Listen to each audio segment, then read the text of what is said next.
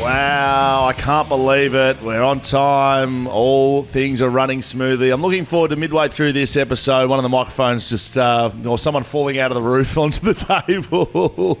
Welcome to the Shelter FootyCast, live from BackChat Studios. Mark Reddings, Will Schofield with you to take you through all the action from the weekend. That was the Southern River Band. Skater, how are you? Going well. Like the AFL clubs, just looking forward to a bye. Just a bit of a breather because some of the footy, particularly yesterday that we watched, was absolute tripe. So you're taking yourself off for a bye?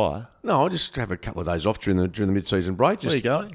I'll go down south and just sit down and meditate for 3 days. No, I'll just... Right? Where are you off to? I'll go to Busselton? I'm going to Dunsborough. Cool past Shelter? I'm going to go to Shelter, yeah. Great friends at Shelter, and actually reminds me I've got to pick up some beer here today. Thanks to Tommy and the boys. What was I going to say? Yeah, looking forward to a bit of a breathe. I think when it comes to the way it's panned out, I think the Sydney Swans have got it beautifully set up at the moment. Winning footy, got a couple of buys sorted, including one coming up.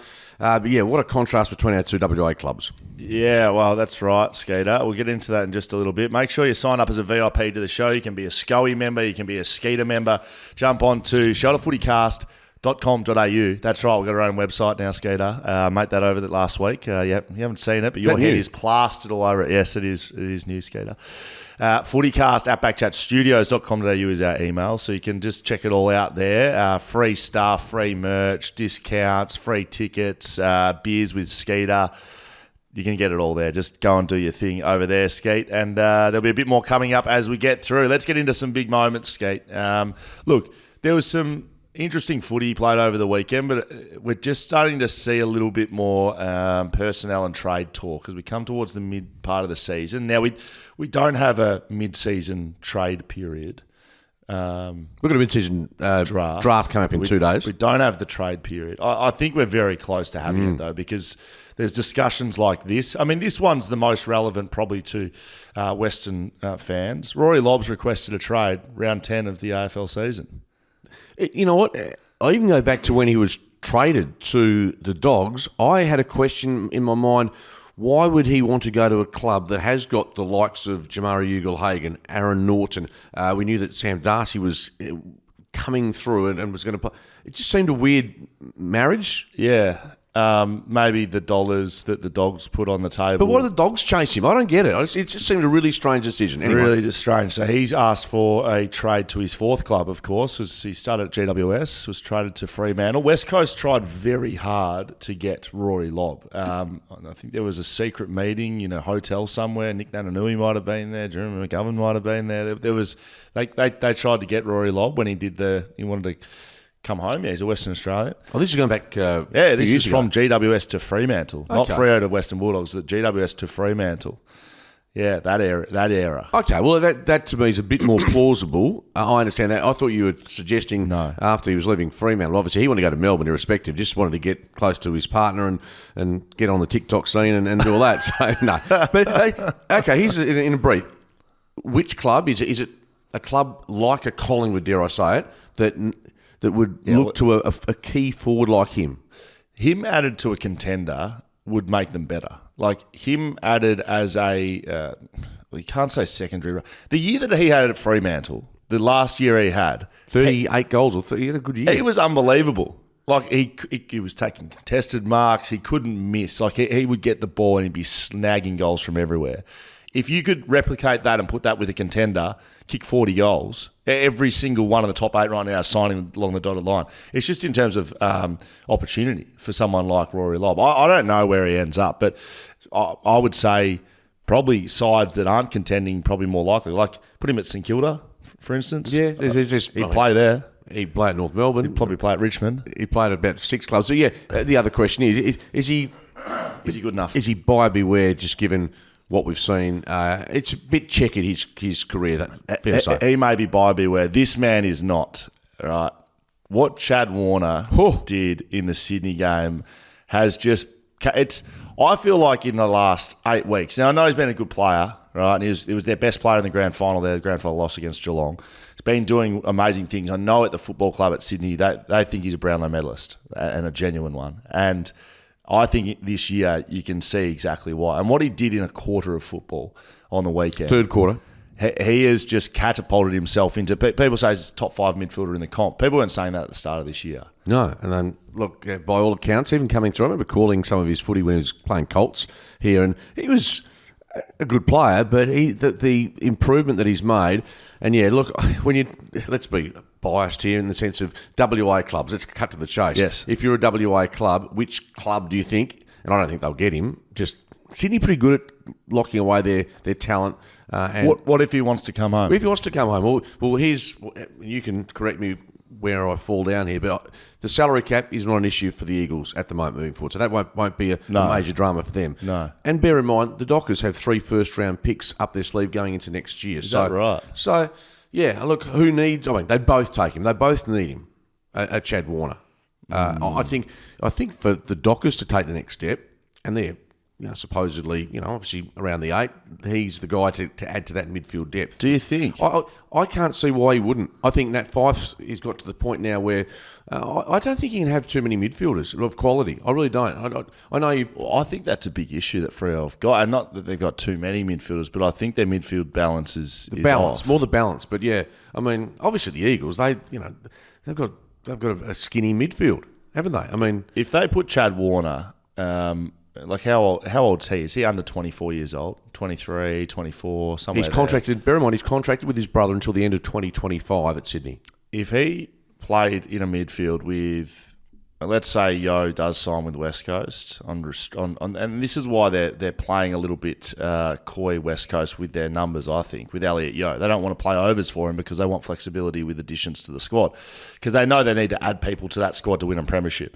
Chad Warner would help them do that. Yeah. So, but if you put him with Harley Reid, like the midfield of Harley Reid, Chad Warner, Tim Kelly, Elliot Yo, Elijah Hewitt when he's back, Ruben Jimby, like you're done. You're probably done with your midfield. Stop acquiring midfielders.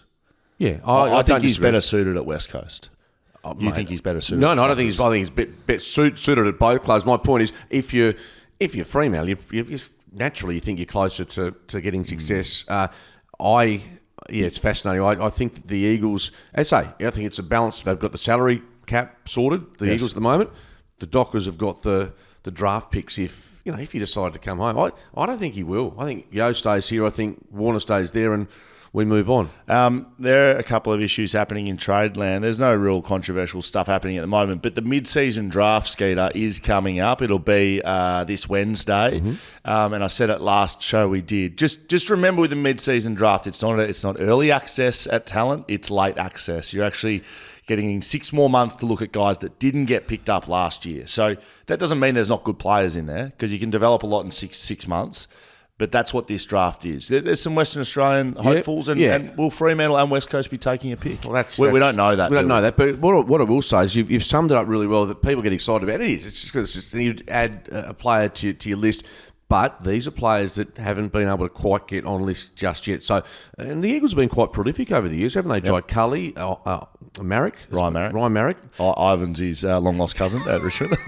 You're about to say Ivan. Don't worry. I was. I'll put my hand up. I've said that a few times. Most famous of all, Marlon Pickett, I think. Was it 2018? Yeah, it was too. Yep. 19, where it was. Yeah, came in and played in like 2 flags. He won the first VFL game grand final. Yeah, but I think he won the VFL premiership the week before. Yeah, exactly. So there's that. Look, this year in brief, there's going to be a few West Aussies spoken about. Jasper Skate from West Perth is a forward, high in discussions. Jacob Blight from Peel Thunder had a really good state game as well. I know that he and the Milan Murdoch were tracked by the Eagles, I think, just given their GPSs. I think my mail at the Eagles, they were closely monitored. So Murdoch's a good little player, won the Simpson medal. Yep. He's diminutive. He's like Caleb Daniel. That's best on in the grand final. Best on, yes, correct, in the state game. So those blokes have been mentioned.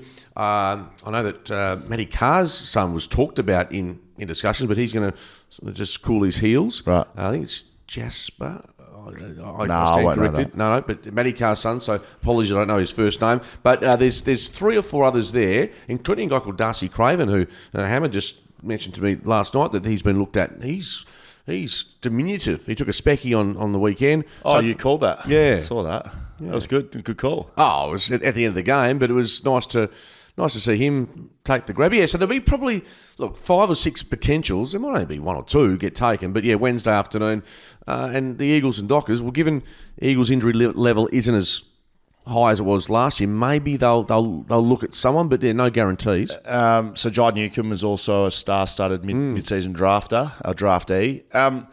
What I will say on this, Skate, is all those names you just listed, I really think that's what the waffle will need to turn into. I think we'll have a national reserves comp within the next 5 years.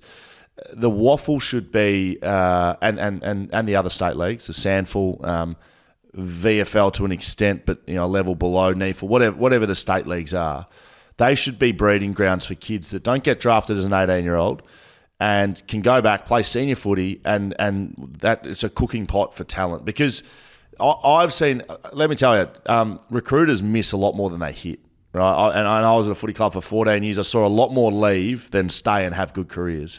So a lot of the time they're throwing darts at the dartboard, and I mean that with the greatest respect. But I wasn't the most talented. I wasn't the best player that ever drafted by West Coast. But I hung around for 14 years, so I knew a thing or two about what I was doing in there. But I saw a lot of kids that just were never going to make it, and you could tell within a week at the football club. So hang on, just so you say in a week, you're talking about by their demeanour, by their demeanour, attitude. Just on mate, you don't start a footy club from skills or talent. It's 90% hard work, listening, communicating. You get told to do something, do it, like all that stuff, like you do in a workplace.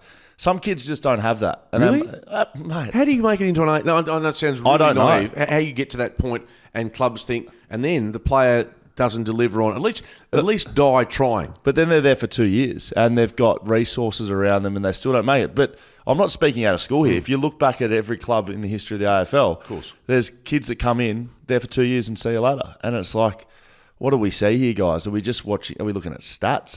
Do we actually speak to the player?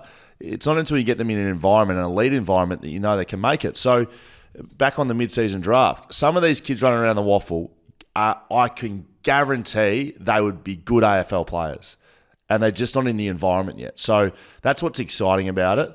You might get five kids that you get them in the elite environment and they go to Jai Newcomb, like he's Hawthorn's best midfielder.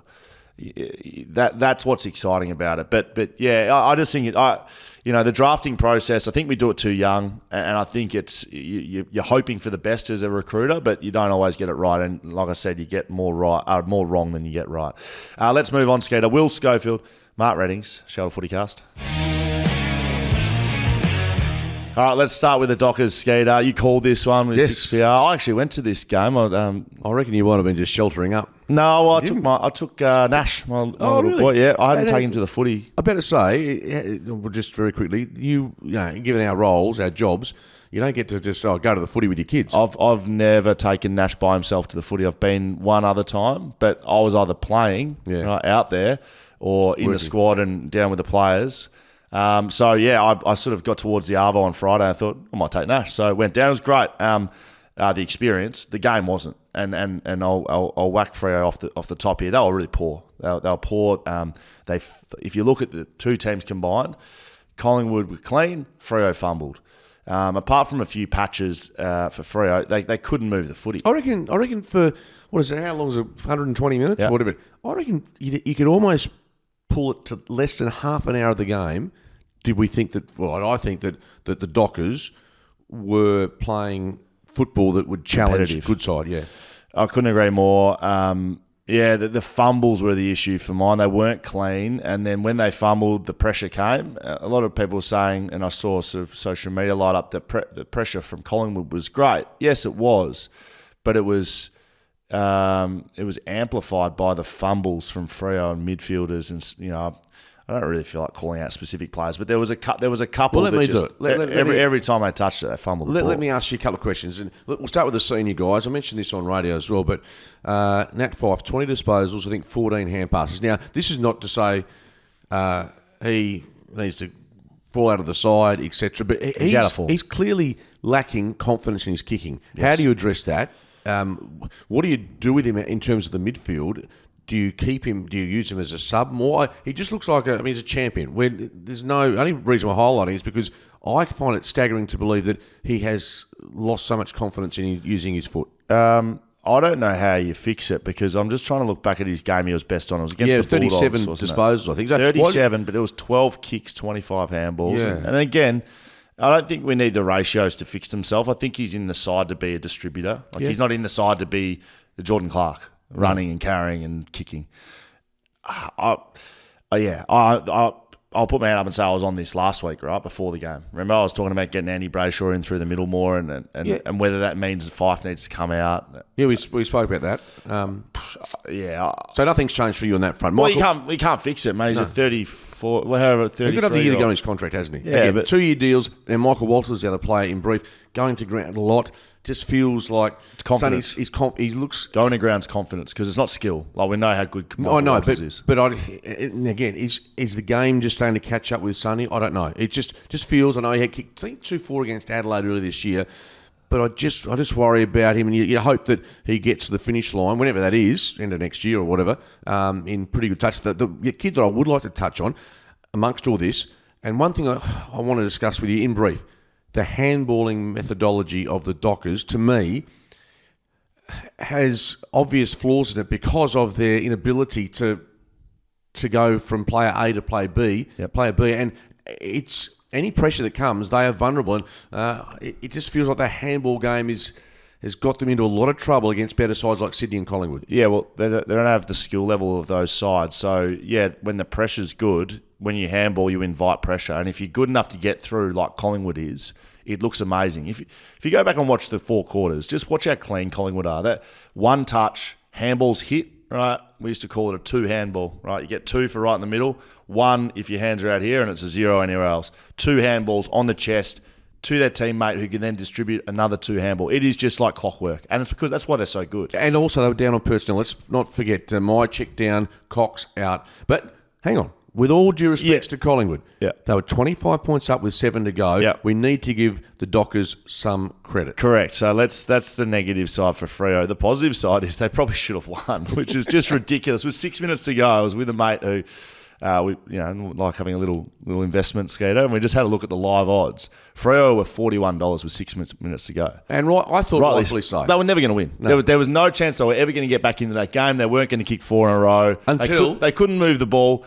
Until they did. Until they got a free kick that shouldn't have been paid. But anyway, keep going on the positives. No, well, until they did and they started moving the footy, and they had to, right? To win the game, they had to open it up. And that's what's frustrating, I think. And this is a pattern for Freo.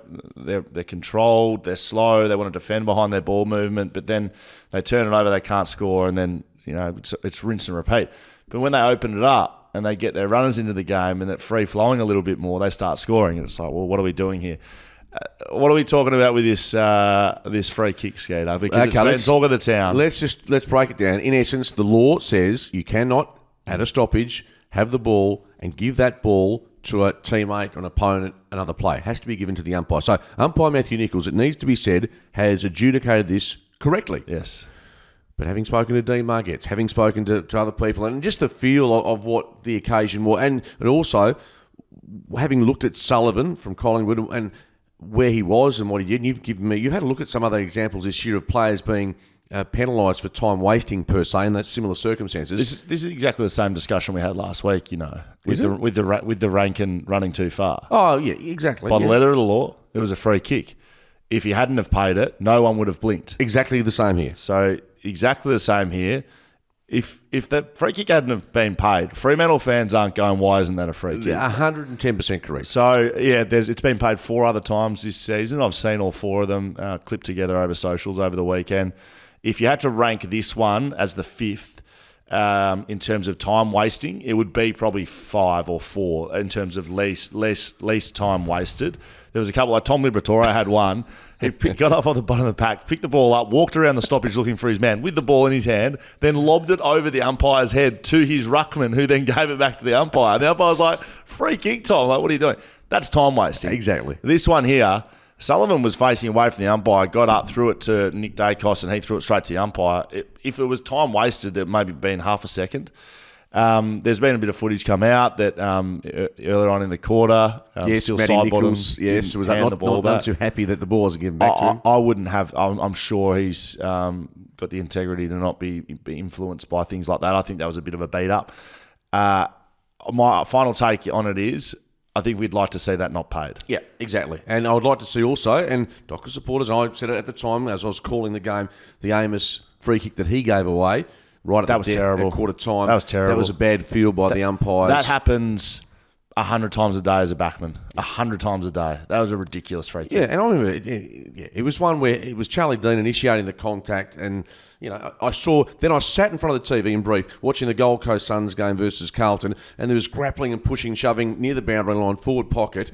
Umpire Brett Roseberry, I thought, okay, could be a free kick paid here quite easily. He just said, toss it in, boys. Move on. Correct. Get on with it. And it was just common sense. And I think that's what was lacked in that moment in that game, particularly the Amos one, and conversely with the Nichols paying that free kick. The injecting into the game is what frustrates fans, media, players, everything. If you don't need to blow your whistle, why blow it? People don't want to see and this, I don't know if this is controversial, people don't want to see the laws of the game umpired to the nth degree. They don't want to see it. It frustrates people. Players are frustrated by it. They want to see it let go a bit. And I know the other side will be saying, well, that's the rules. You need to play by the rules. You don't, because it's up to interpretation. Umpires interpret the rules. Absolutely, and we can discuss this later on, but the free kicks or lack of free kicks for holding the ball, even in yesterday's game. Yeah, what did you say? What was it? Oh, there's a game between the Suns and Carlton. I think 131 tackles were laid, 4 holding the ball decisions were made. So the coaches are frustrated. As a commentator yesterday in the Crows-Eagles game, there were at least 2 occasions I saw where I think a player would have had it for the ball for 4 or 5 seconds while he was being tackled, and then it was play on. See, that goes against what I've just said, though.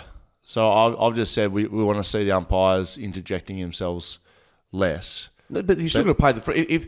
How long before you give a hold in the ball? That's there's a balance there certainly, and that's why, just moving away from what we're talking about, that's why there's the players are stuck here, because if they bring a player to ground now, you've got to be careful with that. But exactly. So if you've got 3 or 4 or 5 seconds, and I'm telling you, if that was the case, I think Jack Williams is involved in both tackles, and you don't get either penalised or get a free kick, it leads to those incidents. So, look, don't want to umpire bash. They do a great job. It's a tough gig. But, yeah, there's a bit of confusion. Jeremy Sharp on the back page on Sunday morning was absolute tripe, absolute bullshit. Hate seeing that. They slammed him on there as if he'd lost the game for Freo. He was one of your best players, Freo. Shouldn't have been on the back page. Didn't like it at all. And he's regularly done that as well. He's been a great recruit. Can I disagree with you? Please. Only because, look, I looked at the headline. I stand corrected. Was he shafted because of the miss in terms of there's a wording there saying that he missed the chance? Don't know. I just didn't like it. Look, you know what? If he kicks the goal, who's on the back page? Jeremy Sharp. Yeah. Look. Yeah, but that's because he wins the game. Yeah, missing the goal. He missed the goal. Yeah, that didn't lose the game. But in the last 30 seconds, if Murray Winstead missed a goal in a elimination final for the Eagles going back to 1988. Unfortunately and wrongly so, but this is what you're either the hero or not the villain, but the player that didn't score. So I don't have any issues with him being on the back page. He was disappointed. There were players coming up to him to console him after the game. So it wasn't the totality of the story, but I understand the mentality of the West putting that there because he was the guy that had the last chance to win it. So I don't think it was done with malice. I know you're looking at me with those eyes. Anyway, I'm defending the West on this one. You're defending media. Seriously, pull your head out of your arse, mate. Where do you get most of your it'd be the most engaged. What's that? Where do you get most of your revenue from? Not the West. Well, the media. Yeah. Okay. No, not from the media. Oh, me personally. Yes. Oh, yeah, the media. I'll tell you what, it would be the most engagement the West ever had on the back page. My tweet about it. So good luck to you. Adelaide v West Coast Eagles. Kawana versus Woolwich Murrowa at Adelaide Oval on Sunday. This was a huge step back for the Eagles. This was a tough call, a tough watch, Skeeter. We worked together on this one yesterday. I don't reckon you could have 5 winners at their position for the Eagles in this one. Well, McGovern, yes. And Barras was good. Barras, yes. Outside of that, some nice moments from Harley Rebery. He turned the game in terms of just trying to give it some physicality. You could see he was trying to say, "Look, boys, we want to show something." Campbell Chester's run down tackle, good. Yeah, there was some moments from Campbell Chester. I'll tell you what, though. I can't explain, and you might be able to because you've been out there. How you can go from being put up the performance they did against the Demons, and then the following week so poor, so passive, and the ease of ball movement by the Crows. And initially, you pointed this out pre-game on radio, so this is not Captain Hindsight here, but you mentioned, got to shut down Jordan Dawson. He's their best player. So to answer your question, Skater, how do they go from it? Let's look at the two games. Melbourne, West Coast, tag Clayton Oliver, their best clearance player. And their best player, Christian Petrarca, they had jobs on him forward, so they had him covered. They went physically and aggressively hard at Max Gawn, who's their best player, and all over the ground. There was players bumping him off the ball. Umpires were telling them to stop bumping him. They were doing it that much. They were that role-driven. Brady Hoff had an important role, I think, against Bailey Fritsch. They looked like they had pure direction in what they were doing. You fast forward 1 week, Adelaide's best player, Jordan Dawson, has 12 touches in the first quarter. And you're right, I picked this at the first bounce. I said, Dom Sheed's going to Matt Crouch. Matt Crouch could have 50 disposals to Jordan Dawson's 12, and Jordan Dawson would do more damage. I know he's an important clearance player for them, Matt Crouch, and he's a good player, but he's not their best player. So they just let him off the hook. He literally changed the whole game in the first quarter of the game. 12 touches, 4 inside 50s, 2 goals. See you later. Thanks for coming. So they got that wrong. They weren't aggressive at the man, and their work rate was poor. 409 disposals to 263. Right? That's getting close to doubling disposals. Like, that is pure work rate. That's not talent. That's not skill. That's not game plan. That's not personnel. That's work rate. That's the ability to work for your teammates, work for yourself. We had multiple circumstances where we called Skeeter, where there was blokes walking. The midfielders looked like they had concrete boots on. Yeah, it was extraordinary. And this is, they say the trend is your friend, and this is becoming a habit. You look at their big losses this year. This is the most at 99 points, but there's been 50, there's been 60, there's been some big away losses. Collingwood, the Bulldogs, Port Adelaide, I mean, it was still almost 9 goals, and this one, 99 points. It's a real concern about the way they went about it. As you said, very few winners. And in brief, I'm going to look forward pretty quickly here. In the Waffle, they had a win, their Eagles team. Matty Flynn playing his first game back at 27 hitouts, 9 disposals. Tyler Brockman back after having a couple of those off-field incidents. Harry Edwards was good. And Jai Cully getting some of the footy. So this team that went out yesterday cannot be replicated on form going into the game against the Saints this week. The Eagles have to make a statement. I mean, Thomas Sheed, I think, you talk about front page and back page. He had, I think, a handful of possessions yesterday, and Sheed's one of those players that will be under the pump this week. Well, the coaches got it wrong. They put him to the wrong person. They should have been put to Jordan Dawson from the get-go. So, Dom Sheed had a few touches. He's pretty much playing a tagging role. Get him on the right player to start with. That's a coaching decision that he can't influence. He's just doing what he gets told. There was a lot of lowering of colours across the board. There's 134 marks to 78. Like, it was just 134. And going back to the 18 premiership year, if you took 90 or was 100? 100 marks. 100 marks in a game, you didn't lose a game, essentially. So this is 134. I reckon if we took 134 every week, we wouldn't lose either. Mate, it was extraordinary watching. And that's just, Eagle supporters are entitled to feel absolutely aggrieved with what they saw yesterday, because it was going back in time 12 months ago. And that's one thing that Adam Simpson has been trying to instill, is not to get pumped on the road. And, let's be honest, the Adelaide Crows are not world beaters. No. They are not world beaters, but they look like it. They look like, the Harlem Globetrotters versus the Washington Generals. Yep, well said. Let's move on from that one. Skeeter, Western Bulldogs defeated by Sydney. They actually put up a pretty good fight in this one. Chad Warner's probably the difference. He kicked 3 goals in the third quarter. What did he kick for? No, 25 disposals, 4 goals, 3 goals in the third quarter. Specky mark, a heap of score involvements. He's outstanding. Good news for the Bulldogs. I say good news. Aaron Norton, it's not an ACL, right? So that's relief for them. Yeah, I thought that was one of the better performances I've seen from the Dogs this year. Yeah. Oh, they lost, but they had their chances. They were inaccurate in front of goals, but I reckon the last month of footy's been pretty good. Yep, Heaney was good again. Treloar, Bont, all the stars played well in this one. It was a good one to watch. Sydney will be happy to march onwards. I still, they're 6 points clear on the top of the ladder. I think it's them and then everyone else. Still, I don't think anyone's challenging them at the moment. Not at the moment. But the good thing is, from the horse, John Longmire's point of view, the horse and mouth, he can.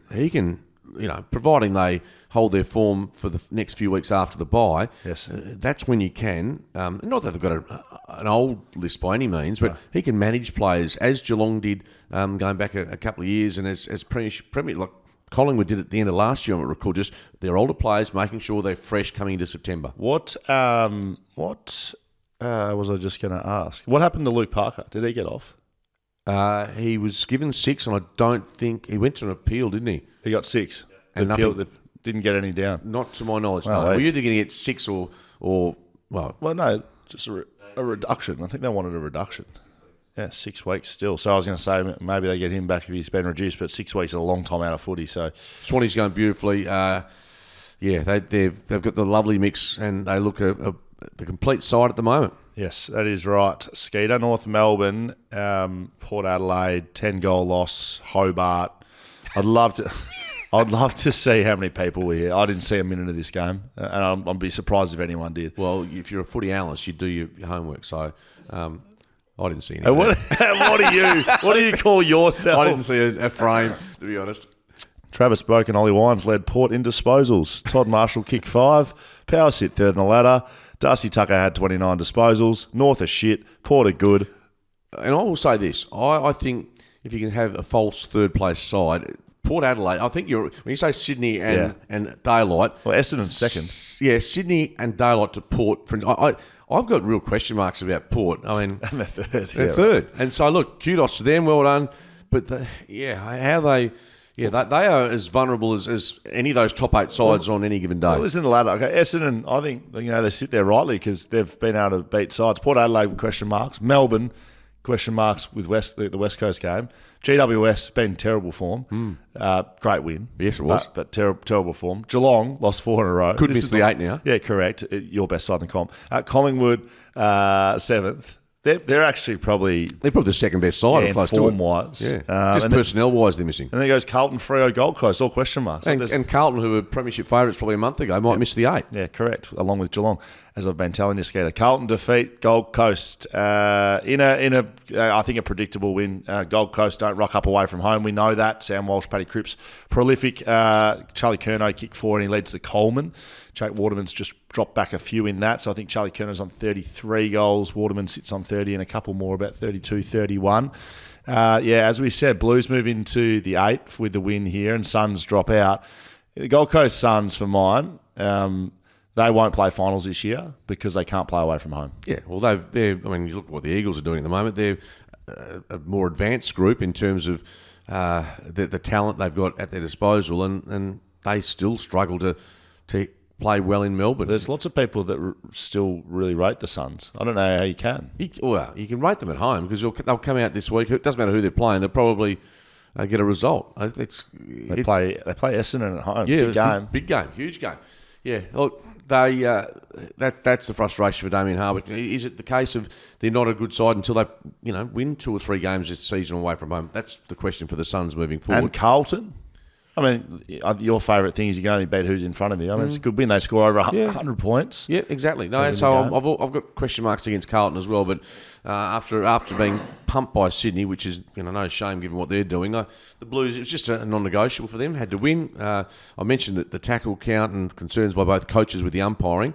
Michael Voss also indicated after the game that he's going to have a chat to. There's some grumblings. There's grumblings from head coaches, aren't there? They're starting to see a lot more comment on umpires. We don't usually see that. No, and it's you wonder how long before the AFL says, "Okay, boys, there's $10,000 fine or whatever it is to shut you up," and they're trying to create the right environment for umpires, but there's a lot of confusion. Well, what a win this one was. GWS defeating Geelong by 4 points at GMHBA. I watched this one, Skeeter, every bit of it. It was a cracking game. A bit dour at stages, but it was 2 good sides going head to head, and a lot on the line for both of them, both coming off 3 lost streaks coming into this game. GWS had won 3 in a row down at the Cattery, and they turn it into a 4th straight with a massive win. Look, GWS were the better side for a long part of this. 31 points up early in the 3rd quarter.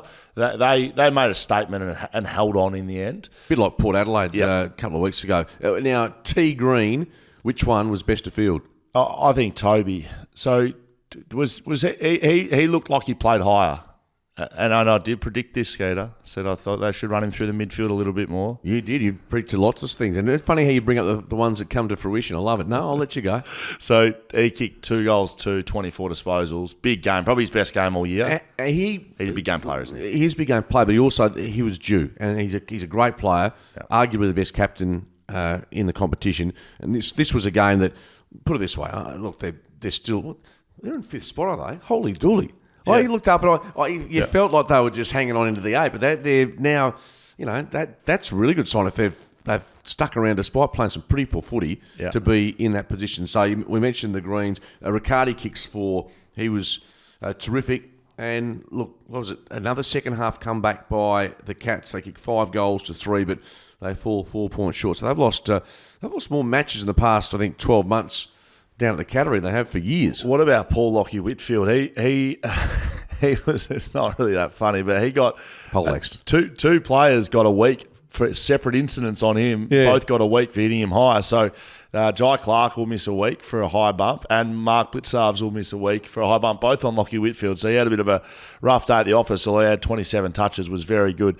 The thing I loved about this game was post game, and this man who took a game-saving hanger right in the back line. Lee Kalir, like the way he plays his footy, big spoil on him. Got to like that, Skeeter.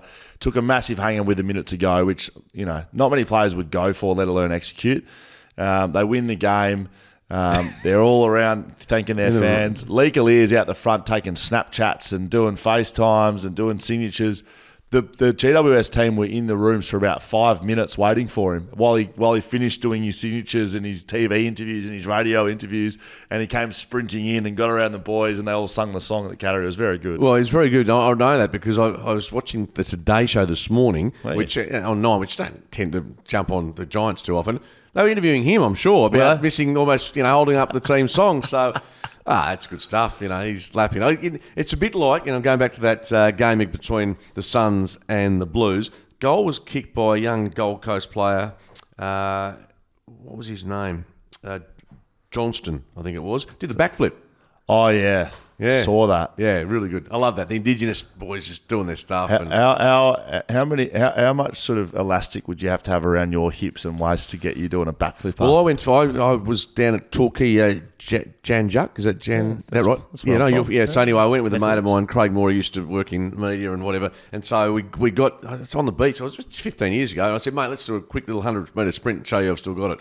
Within 8 metres, I've torn my right hamstring. Within 2 minutes later, I've done my left. So I've done both hamstrings in 12 metres. Why are you sprinting? Because I'm an absolute tool. And then, after that, with my wife saying, you're an idiot, I had to walk. The steps are like Jacob's ladder just to get back. So I'm limping around Melbourne for the next 4 days after tearing both hamstrings. So, yes, I couldn't have done what I think Lloyd Johnston. Lloyd Johnston sends his regards, Skater. Very good. Richmond were beaten by Essendon in Dreamtime at the G. They certainly lifted Richmond, I thought, and Essendon sits second on the ladder, so we can only respect them as a footy club.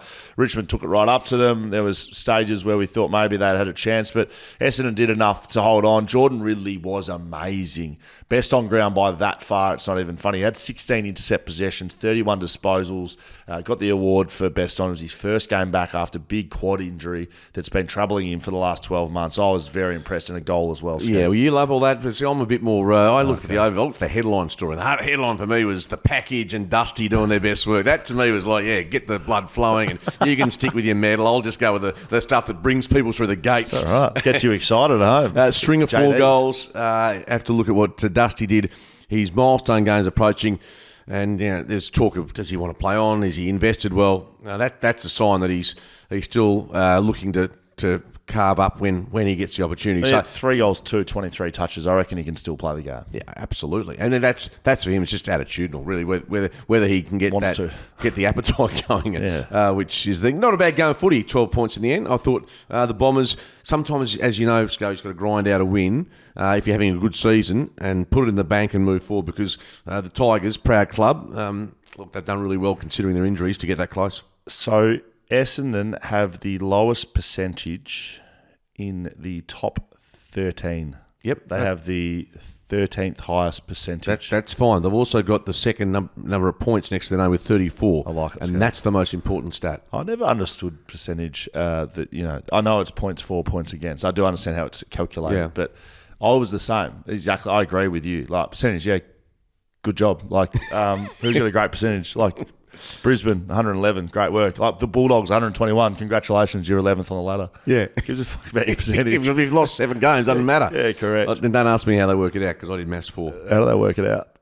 I don't know. It's they divide and they conquer. Hawthorn defeat Brisbane. Skeeter. You tipped this. I fucking told you. I tipped it. You did tip it. But I still can't work out because of the same breath, you've also said about a week ago, Brisbane are going to be in a stretch, they're going to win 6 in a row. They're going to be back playing... Undefeated. It's like, I don't know where to... So what are you going to claim, the victory or the Brisbane 6 in a row? I'm going to claim the victory, Skeeter. You're finally starting to figure me out. I say lots of things and then I pick the winners.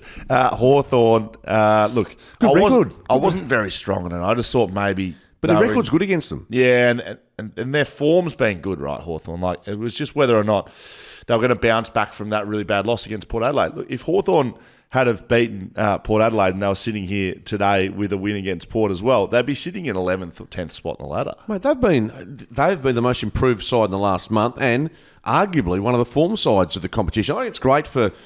dare I say it, Hawthorn supporters, I don't have any crocodile tears for them given what they've enjoyed over the past 20 years.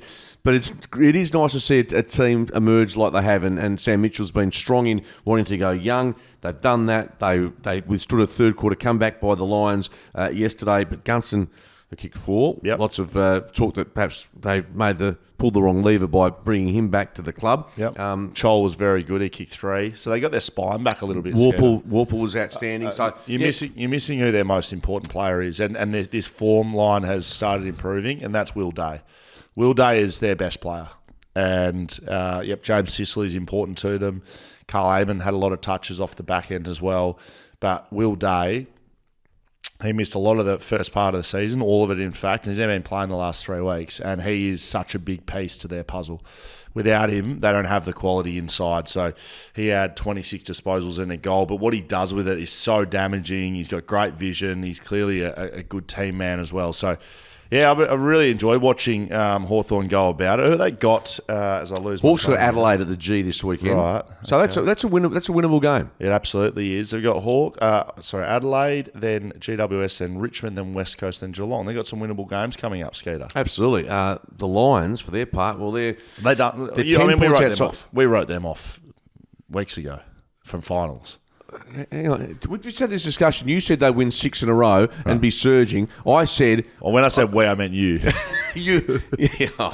You wrote them weeks ago. I wrote them off a long time ago. Right. I'm happy to say I'm joining you. They've lost that love and feeling, as the song goes. I don't know what's happened to them, but Lachie Neale was probably their best yesterday, but they're 10 points outside the 8. You know you can't win a grand final if you're interstate side historically unless you're in the top 4. So how's that percentage though? Is percentage good? Percentage is really good. It's 111.6. Gee, it's been a fall from grace, hasn't it? And the list they have. If you look at Hawthorn's list v Brisbane's list, chalk and cheese. Correct. Not chalk, it's just absolutely it is.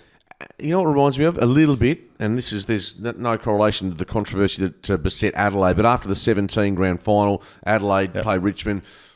Favourites, they get towed up, they fell off the cliff that next year, and moving onwards, the Lions, there's just no guarantees. They're going to need a reset. Do they need a new coach? Yeah. They're going to need a reset.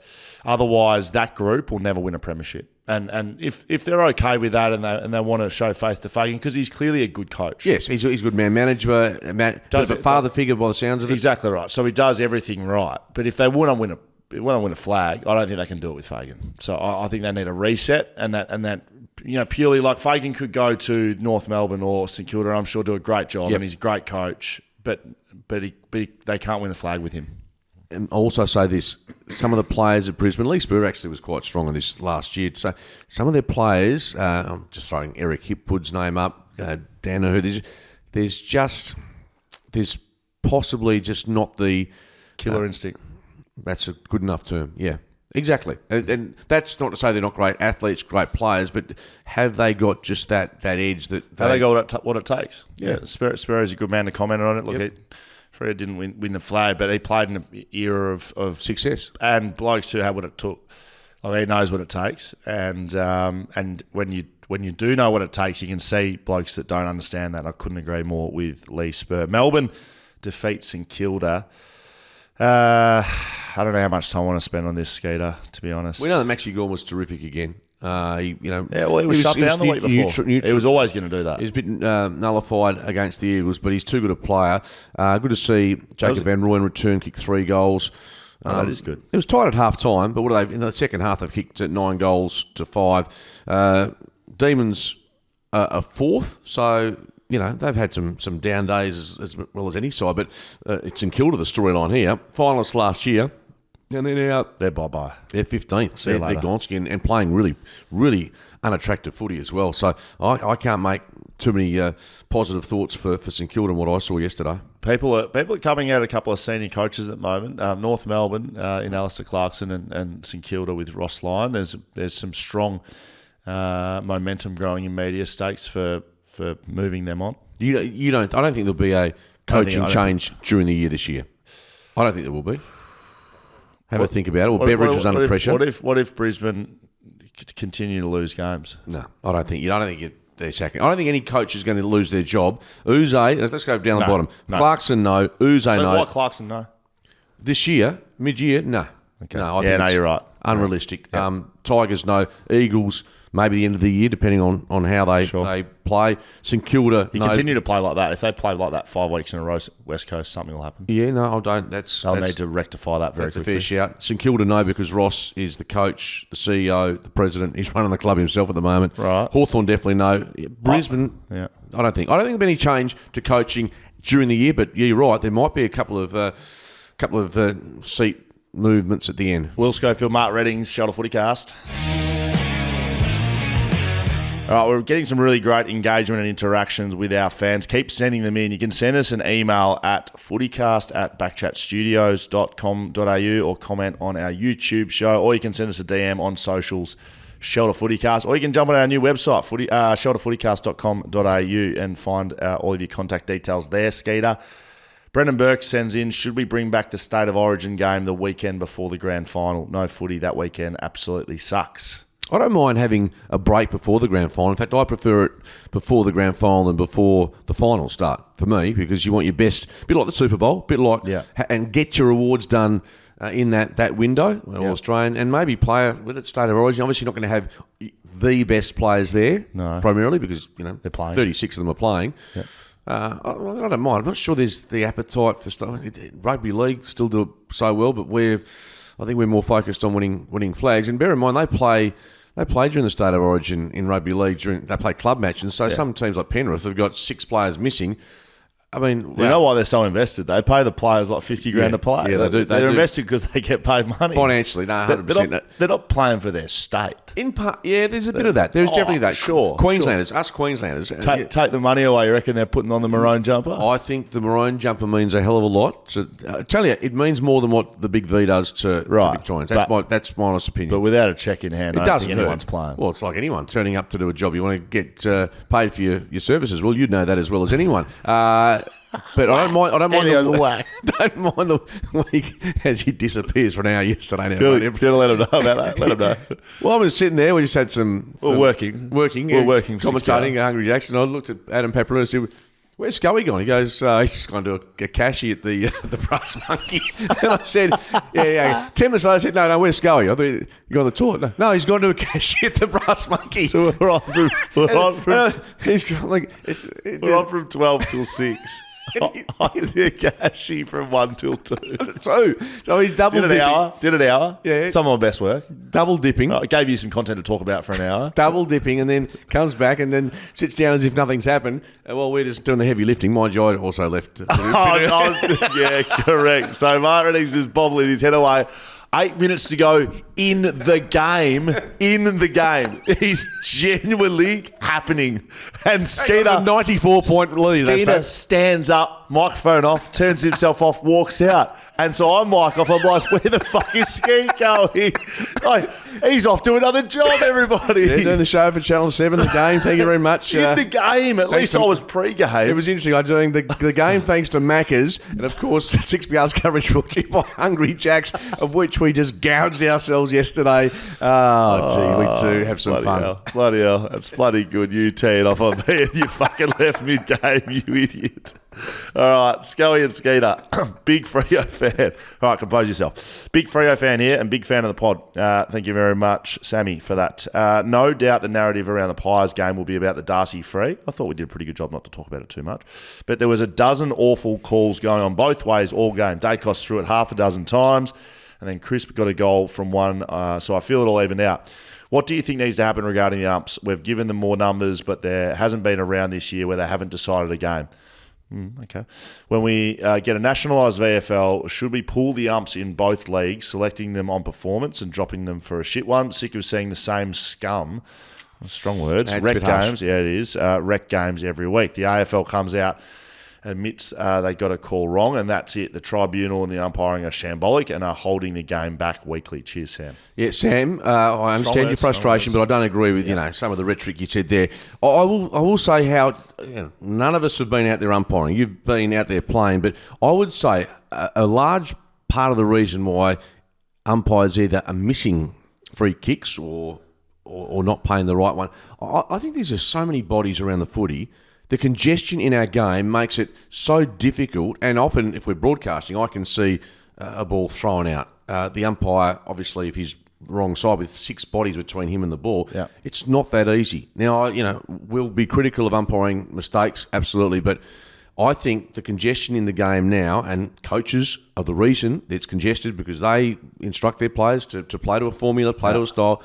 That is why, in part, that I think umpires at times are getting absolutely smashed because they simply don't have a view on the best angle. And even those 4 umpires, I still think that's an issue. Yeah, I mean, there's never been more to interpret either, Skate. Absolutely. The holding the ball stuff, the head knock stuff, the prior opportunity stuff we got going on now.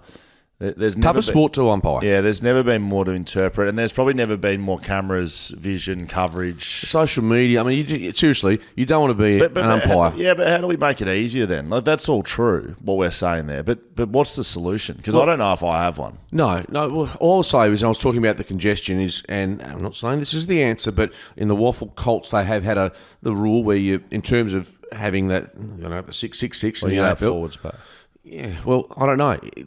There has to be a way to stop this looking like an Auskick game where players... And it's don't get me wrong, it's physical, it's tough, but it is so hard to move the ball cleanly. I hear a lot of people say that just pay the holding the ball then, because if you play holding the ball, players piss off very quickly. If you let rolling scrum... I suppose you could also let a player go for the ball, try to dispose of it. It's a difficult. Yeah. It's a real balancing act for umpires. So I've got a lot of sympathy for them, to be honest. We'll continue talking shit on Mondays and Thursdays here at the Shadow FootyCast and not trying to solve the game because clearly neither of us have any idea. Via YouTube, in response to WA teams' uneven travel and fixture last week, Skeeter. This is from Nev. I believe the AFL should build a purpose-built facility in Melbourne for the travelling teams. Purpose facility, gym, ice baths, recovery centre, all of that, and meals and so on. Oval build it to house 5 or 6 teams close to the airport also. Yeah. Oh, look, that's not the worst idea I've heard. To be honest, the setup you have at hotels is perfect. Is it? Okay. You don't need an oval next to your hotel. You can jump on a bus, go to the oval and train. So get a good hotel. Yeah. Like what we had in the hubs, right, in Queensland. It was incredible. Like we had half a hotel to ourselves and the whole level distributed for everything we needed, recovery and meetings and everything was there, and we had the oval out the front. So, yeah, I don't think we need a purpose-built one. I think we can get it done by just staying in the hotels. And the travel factor there is spoken about. Look, and in brief, it's emerged that Collingwood looking at playing a home game on the Gold Coast next year. Remember last week I mentioned to you about Simon Garlick, I think, was pretty keen to bring Carlton and Collingwood, for instance, as 2 clubs, for example, to WA, spend a couple of weeks. That works. Well, but that's exactly what I think the Magpies are doing because they want to grow their Gold Coast sort of connection up there. So it's certainly been discussed. Gold Coast is the number one choice for Collingwood. That doesn't mean that there can't be another club, be it for financial reasons or otherwise, can come to WA down the track and play a home game here. They are financially far better off doing so. Obviously, it's more difficult to win at Optus, but these are considerations that have to be put on the table. Some will get up, some won't. Skeeter, I want to finish with this one. This will finish us off, I promise. And make sure you jump on our new website, shelterfootycast.com.au, to find all of the stuff there. This is from New Way. He says, Skeeter, you're my favourite Canadian. Just pipped Brian Adams. Not Pamela Anderson, though, or Celine Dion. But she Canadian, is she, Pamela? Bloody oath she is. She's one of us. Canucks. I didn't know. Yeah, Wayne Gretzky. Wayne Gretzky's daughter. All of the above. They're just stars. Who's Wayne Gretzky's daughter? Wayne Gretzky is I know who Wayne Gretzky is. Well, okay. So, no, but I'm just asking. Just Google right now. Why are you doing it? Wayne Gretzky's daughter. Okay, we'll set some homework for our listeners. I think, Skeeter, we're going to wrap this up. We're going to get off there. Skeeter wants you to all go and have a look at Wayne Gretzky's daughter. No, don't. Look at the other. Don't do this in a sort of creepy way. I just said I was joking about Wayne Gretzky and then his daughter's quite famous as well. Shut up. Clip it up for socials.